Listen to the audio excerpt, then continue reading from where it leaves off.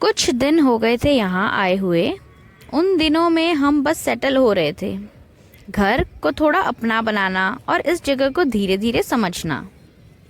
ये जगह सुंदर है, घर भी अच्छा है और सबसे अच्छी बात ये वही एरिया है जहाँ अनूप का काम है। सब कुछ पास पास, शांत और थोड़ा सा अलग। इस नेबरहुड में ना एक कंपनी है और यहाँ पे लगभग 45 एक्टिविटीज़ होती है। उनमें से एक ना ये किड्स का प्ले एरिया है जहाँ पे सारन्या खेलने आती है। सारन्या मतलब छोटे से घर में ना बोर होने लगी थी, रोज़ एक ही शेड्यूल, रोज़ धूप भी नहीं, कुछ नहीं देखना, बाहर हवा नहीं, कुछ नहीं। तो मुझे लगा कि उसे सिर्फ मेरे साथ रहना ही काफ़ी नहीं है, उसे और बच्चों के बीच, बड़ों के बीच रहना चाहिए, चाहे वो टूरिस्ट के बच्चे हो, चाहे लोकल हो, या कोई भी जिससे वो कम्युनिकेट कर सके। यहाँ टॉयज़ है, छोटी छोटी गेम्स है और एक दीदी है, रिम्पल दीदी। वो इस जगह का ख्याल रखती है और बच्चे उसने बहुत प्यार करते हैं। धीरे धीरे रिम्पल दीदी भी मेरी दोस्त बन गई, कब कैसे पता ही नहीं चला। फिर यहाँ ऋषिकेश में शिवपुरी, जहाँ हमारा घर है, यहाँ से सिर्फ 10 मिनट दूरी पर एक खूबसूरत सा ब्रिज है जो गंगा के ऊपर से गुजरता है। नीचे रिवर है और चारों तरफ पहाड़ों का घेरा। यहाँ रहकर लगता है जैसे ब्यूटी किसी एक जगह पर नहीं, हर तरफ बिखरी हुई है। इसीलिए हमने मॉर्निंग वॉक शुरू की। रोज़ नहीं, कभी एक दिन, कभी 2 दिन, पर जब भी जाते ये जगह मुझे खुद बाहर निकालने पे मजबूर कर देती थी। सेंटीपीड काय बोलेल?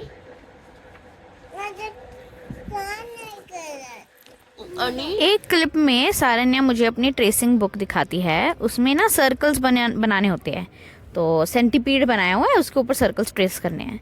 और वो बोलती है कि मैं नहीं बनाऊंगी ना तो सेंटीपीड रोएगा, बोलेगा मेरी लाइन क्यों नहीं बनाई। बच्चे का लॉजिक सिंपल होता है पर बहुत गहरा। उनके लिए ना हर चीज़ जिंदा होती है। फिर अगले क्लिप में अनूप के काम के बाद हम अनूप के कोलीग्स, दोस्तों के साथ हम रिवर के साइड जा रहे हैं। डायरेक्ट बैंक पर नहीं, बस मतलब थोड़ा सा ऊपर को है, ऊपर से ना व्यू देखने मिलता है। और मुझे नए नए प्लेसेस एक्सप्लोर करना बहुत पसंद है, पर इस बार थोड़ा डर भी था क्योंकि साथ में ना सारन्या थी और रास्ता जंगल का था और एक अंधेरे का टाइम भी था। यहाँ पे रास्ते में एक कम्युनिटी दिखी, वहाँ रहने वालों से बात हुई। मुझे पता चला कि ये लोग गर्मियों में पहाड़ों के ऊपर रहते हैं और सर्दियों में नीचे आ जाते हैं। उनकी ज़िंदगी आसान नहीं है।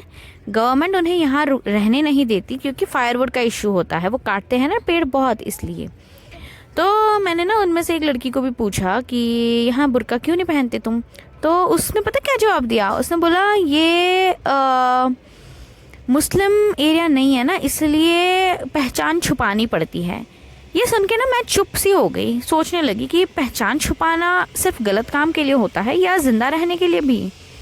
मुस्लिम होना अगर जुर्म नहीं है, पर अगर कोई साल दर साल जगह बदलता है, प्रूफ बनाता है और फिर कहता है कि हम यहाँ हमेशा से थे, तो सवाल उठता ही है। मैं कंफ्यूज थी, मुझे नहीं पता ये सही है या गलत है, ये कौन है कौन नहीं है। ना गुस्सा ना सपोर्ट, बस एक सवाल था।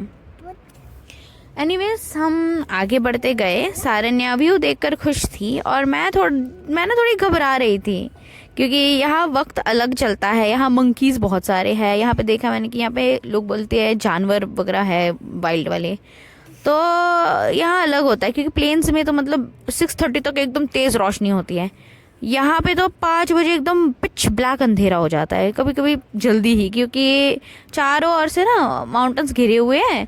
सूरज दिखना बहुत जल्दी बंद हो जाता है और अंदर हम बीच में मतलब वैली के अंदर जैसे ही है, तो कभी लगता है जैसे सूरज सिर्फ एक झलक दिखाकर पहाड़ों के पीछे छुप जाता होगा। हम पीक्स के बिल्कुल पास ही है, पर फिर भी ना मतलब जो पीक्स है हमारे पीछे का जो माउंटेन है वो सन को ना ब्लॉक कर देता है 12-1 बजे ही। उसके बाद धूप यहाँ देखने मिलती ही नहीं है। फिर आखिर हम रिवर व्यू तक पहुँचे और जो मैंने देखा वो सुंदर नहीं था, वो सुंदर और पावरफुल दोनों ही था। पानी का फ्लो इतना तेज़, इतना गहरा कि अगर एक कदम भी अंदर गए ना तो शायद वापस आने का मौका ही ना मिले। ये गंगा शांत नहीं थी, ये गंगा याद दिला रही थी कि नेचर से दोस्ती करो पर उसे अंडर एस्टिमेट कभी मत करो। सारन्या को मैंने और पास नहीं जाने दिया और बस दूर से दिखाया, मैं खुद बहुत पास नहीं गई। कभी कभी किसी चीज़ का खूबसूरत होना उसके पास जाने का इनविटेशन नहीं होता, और उस दिन ना ये बात दिल में ही रह गई। बस आज के लिए इतना ही, मिलते हैं कल, तब तक के लिए बाय बाय, मज़े करो।